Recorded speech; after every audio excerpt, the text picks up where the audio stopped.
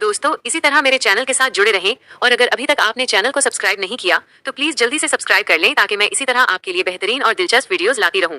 Drama serial मुहाफिज की आने वाली किस्त में कहानी एक इंतहाई दिलचस्प मोड़ लेने वाली है, जहां जावार आखिरकार पार्स के बॉडीगार्ड की ड्यूटी करने के लिए तैयार हो जाता है। बजाद जावार को बुलाकर खास तौर पर ताकीद करता है और कहता है कि तुम मेरी बेटी का ख्याल अपनी जान से भी ज्यादा रखोगे, क्योंकि मुझे अपनी बेटी पार्स बहुत अजीज है। अगर उसे कुछ हुआ तो समझो मुझे कुछ हुआ। तुम इस ड्यूटी के बदले मुझसे जो कुछ भी मांगोगे मैं तुम्हारे हाथों में रख दूंगा। जावार पहले तो बजाद को साफ मना करने की कोशिश करता है और कहता है कि मुझसे आपकी बेटी की हिफाजत नहीं हो सकेगी। मैं उससे 1-2 बार मिल चुका हूँ। वो बहुत ही जिद्दी किस्म की लड़की है और सब कुछ अपनी मर्जी के मुताबिक ही करती है।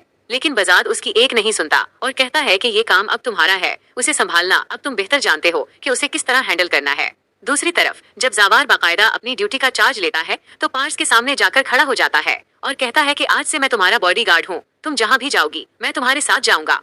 पार्स जावार की बात सुनकर शदीद चिढ़ जाती है और बेजारी से कहती है कि मेरी अपनी तो कोई लाइफ ही नहीं है, अब बस तुम ही मेरे सर पर सवार हो गए हो। बाबा को तो मैं अभी तक बच्ची ही लगती हूँ, पता नहीं कब मुझे अपनी मर्जी की जिंदगी जीने देंगे। कहानी में असल मजा तब आता है जब पार्स शॉपिंग पर जाती है और रोब झाड़ने के लिए जावार को कहती है कि तुम मेरा सामान पकड़ो, जिस पर जावार उसे तीखा जवाब देते हुए कहता है कि आप अपना सामान खुद उठाएं, मैं आपका बॉडीगार्ड हूँ, कोई मुलाजिम नहीं। जब मैं सामान उठाऊंगा तो आपकी हिफाजत कैसे करूंगा।